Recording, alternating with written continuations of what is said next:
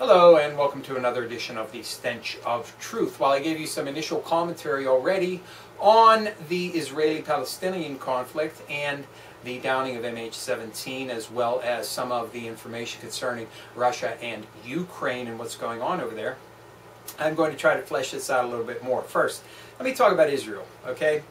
Now, it seems to me that now, at this particular time in history, there is less of an attitude amongst the majority of the world's population to give Israel a pass anymore. They have lived off of the tragedy and horror that has befallen them. That is, of course, Israel in the sense of terrorism and the Jewish people in the sense of the pogroms and all of the horrible things, including the Holocaust, that they had to endure throughout history. Okay, that they no longer get a pass for this.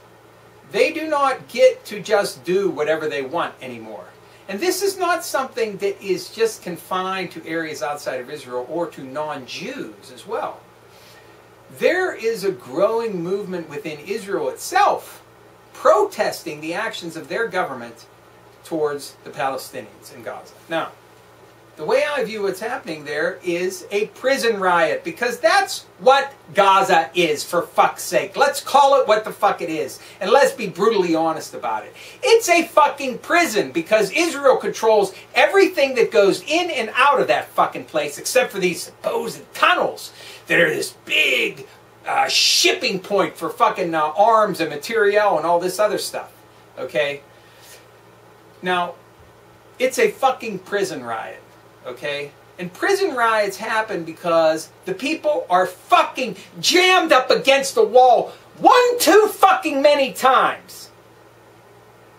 Or they're tossed out of their fucking cell, or their shit is taken from them, or they have been fucked over by the goddamn system too many times. That's why fucking prison riots happen, and that's why this is happening in Gaza. Okay? There is no way that the current administration in Israel is ever going to approach this from a peace point of view, because Netanyahu is the worst warmongering motherfucker in that position since, well, I guess Ariel Sharon, but it's such lofty heights of warmongerism amongst the leadership of Israel that you can't possibly really make a comparison between them. The fact of the matter is that that's the way it is. Netanyahu wants war. He wants to crush everybody. In fact, I believe that it would be probably an idea of Netanyahu to totally exterminate every last Palestinian. That would probably make him happy, okay? Let alone something as advanced as having peace, for fuck's sake. And that is to not have the Palestinians in open-air motherfucking prisons where every aspect of their fucking life is under fucking total control, okay? This is not a war. Let's not call it a war either. Let's call it an operation of genocidal fucking destruction. Because every time Israel goes into Gaza, they blast and destroy every bit of their fucking infrastructure that they can get away with doing by saying the terrorists were hiding in the school or the hospital or whatever the fuck else that they managed to rebuild from the last time fucking Israel blew the shit out of the fucking place. You can't do it anymore. What you're doing is wrong. What you're doing is a total travesty. What you're doing to the Palestinians is the same thing that you would accuse other people of having done to the Jewish people throughout the centuries. And I know you know that's cognitive dissonance. But a lot of other people still want to live off the misery of the past. It's time to move on into the future. And that means that the Palestinian people have to be given their freedom. They have to be given their own land that they control. It's about time to end that apartheid open-air system that they have of prisoning and corralling people into the so-called occupied territories. Israel, you are wrong. Fuck you, Israel. Fuck you, Netanyahu. Fuck all of you fucking warhawks over there in Israel. This fighting has to end. And the atrocities you commit every day are going to be piled on the books against you. And at some point, people are going to start scratching their head and say, it seems like those Israelis are a lot more murderous than I thought they were. And instead of getting the pass that they used to, they're not going to get it anymore. This is a total travesty, what's going on over there. Plain and simple. Now, I did mention before, in my previous video, that they would find a way to try and blame Russia, whether directly or indirectly, for the downing of MH17. Now, I did not go further into discussion of what might have actually happened. There are a lot of different scenarios which might explain why the plane was shot down. Okay, there are even people that are speculating that 17 is the same as 370. It's the same exact plane that suddenly is resurfaced for this propaganda exercise, whatever it happens to be. But, so the Russians may have shot it down. Pro-Russian forces in Ukraine may have shot it down. Ukraine may have shot it down. It may be completely manufactured, totally made up out of whole cloth. As I said before, very cynical about everything that's presented to us. So apart from the fact that it might all be totally fucking made up, there are those possibilities. Okay, so in my view, there are anomalies with this flight which call into question the idea that anybody could say that this was an accident. Okay, the plane had to be brought down deliberately. Let's just assume for the sake of argument that MH17 was MH17, it's not MH370, it has the passengers on it that it supposedly has on it, it flew through that area, and it was shot down. And it was shot down deliberately, but by who? Stands to reason, because of the continued pressure trying to be brought to bear against Russia, that this would be a provocation that is designed to blame Russia for that action. Therefore, the logical conclusion is that this is some provocation on the part of the West, or Ukraine, or some group associated or affiliated with them. That's where my money lies. In other words, what I believe happened, if in fact the plane actually existed, and if in fact it was shot down, is that this was done deliberately by the West or Western associated forces in that area in order to lay the blame at Russia, to try to gin up more sanctions and possibly get us to World War III. Because this is where this all boils down to, you understand. If there's going to be a war in that area that involves Russia, the other great powers in this world will get involved. That's the nature of how all of this shit works. You understand? And that's the tragedy here. Okay?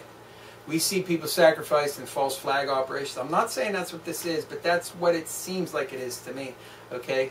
It's a deliberate murder of people and destruction of a plane to try and lay blame on Russia so that they can push through more sanctions and push towards more war. And hey, I don't know about you, but boy, I sure ain't had enough fucking war in my life. No, sir.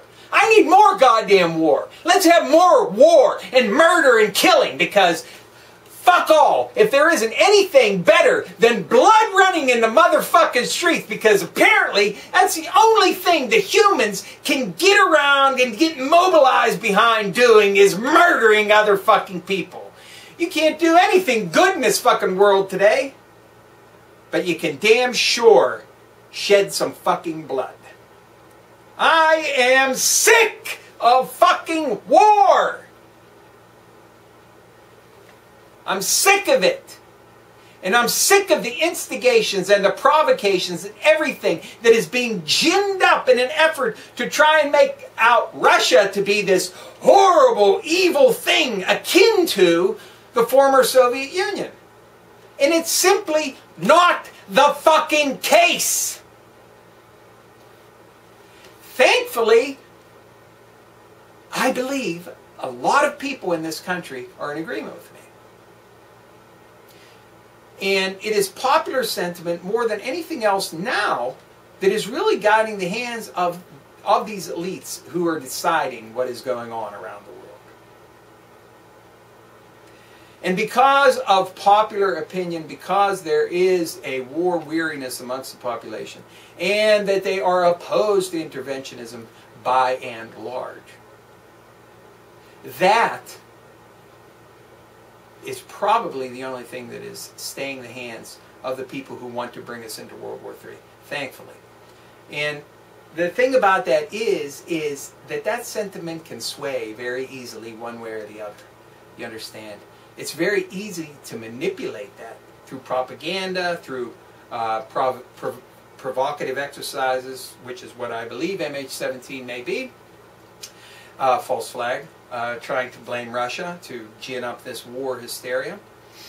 And of course, the idea behind that is that that opinion can be swayed.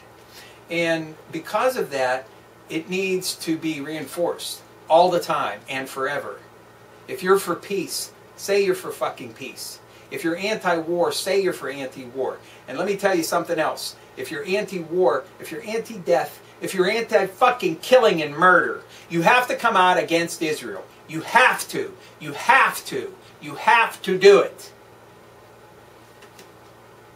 Now, there are a lot of people that whenever you decide to criticize Israel, that automatically you're anti-Semitic, which is a stupid word that I'm not even going to go into, because there are a whole bunch of different Semitic peoples, and that would be really classifying you as something you're not, even if you were anti-Jewish, okay, which I am not. And I am also not a proponent of this idea that Israel has no right to exist. I believe they have every right to be where they're at, okay? Now, I don't believe that's any kind of historical thing. I don't think they have a God-given right to the land that they have, okay? I don't believe that God said, make Israel and put it there. The point of fact is this was established through mechanisms of international law, okay? They were given this land through the mechanisms of international law. It has to be respected. If you do not respect that, you cannot actually expect anybody to follow any laws beyond that. So, if you say Israel doesn't have a right to exist, then you cannot say Israel shouldn't be doing what they're doing by clearly violating human rights conventions, clearly overstepping, clearly going beyond what is necessary to quell what is in effect a very small-scale effort on the part of supposed Hamas terrorists who were created by the intelligence agencies of the West and Israel. Okay? And that brings me back to the original thing I was talking about earlier, which almost all the problems that we have and face today are the result of fucking England, and the City of London in particular. They create these fucking terrorist organizations. They secretly fund them, prop them up, promote them, and keep them going over the years. Okay? So that they can serve the purpose of perfidious Albion, to break up and destroy every other country in the world, because when it all is said and done, England only cares about England. That's all they fucking care about. They don't give a shit about anybody else. And as far as the military-industrial complex in United States Incorporated that we live in here, the only thing they care about is fucking profit. Profit. They don't even care about this land that they hold themselves. The only thing they care about is profit, because finance capital is what is running this system here. Okay? So, before I go off on a totally unrelated tangent, I'm going to cut this short, because I know I can ramble, and I'm sorry about that. But basically, the way I look at this, we do not want war. We do not want war in Ukraine. We do not want what is going on in Israel to be going on either. Okay? So, I say hands off Russia, okay? And I say hands off Ukraine. And quit giving fucking aid to all these fucking people. If they want to have an illegal usurpation of power in Kyiv and put these people in power illegally in Ukraine, I don't want any fucking parts of it. I'm not going to support your fucking lawless fucking regime, okay? And then when you engage in all these activities, okay, trying to provoke Russia on the part of the West. I want no part of it. Now, if there were real leaders in the world, if there were real leaders who were capable of making actual real decisions, an imposition of fucking peace would be placed on Israel. There would be so much fucking pressure brought to bear on that fucking country to either create a two-state solution or an inclusive one-state solution. Not an apartheid state, a totally equal state, where you have everybody living together. That would be the best solution in my view, because then you would not have two blocks that could continually confront one another. Force them all to live together on the same street, in the same fucking apartment building, under the same set of laws, with the same government. That's why I think there should be a one-state solution. Okay? But, you know, if peace can be achieved through a two-state solution, I'll take it. But if there were real leaders in this world, if there was a real will to have anything done and to have peace be achieved, peace would be forced on them. It would be forced on them. They would be forced to do it. But no one will ever do it. But that's what needs to be done, because they're never going to do it on their own. And as long as you have these prisoners constantly tossed out of their cells, kept in solitary confinement, and denied basic necessities of life, you're going to have prison riots. And you need to realize that, because that's what you have.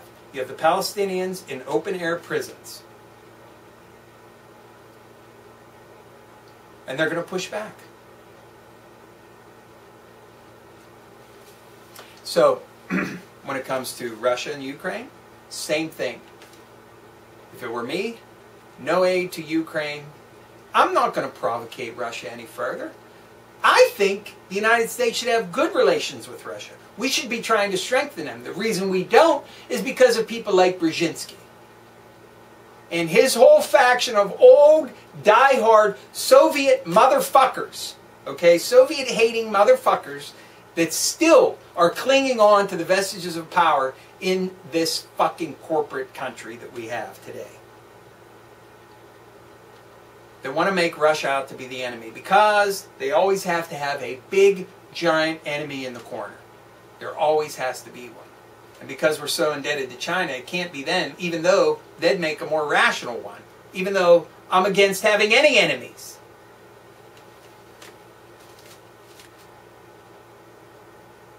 So that's some further thoughts on those two issues. And I'll be hitting up some other things soon. But one other thing to keep in mind here. Because the BRICS seems to be coming online, that's the BRICS, the Alternative Monetary Fund, that may soon be available to impoverished countries around the world. That is an existential threat to Western finance capital and the IMF. So I suggest to everybody to keep an eye on what's going on with the BRICS Development Bank, and to see exactly what happens with it, and to see if there is a projection that one can make based on its success or failure as to what's going to happen next. So, thoughts for today. Thank you. Good night.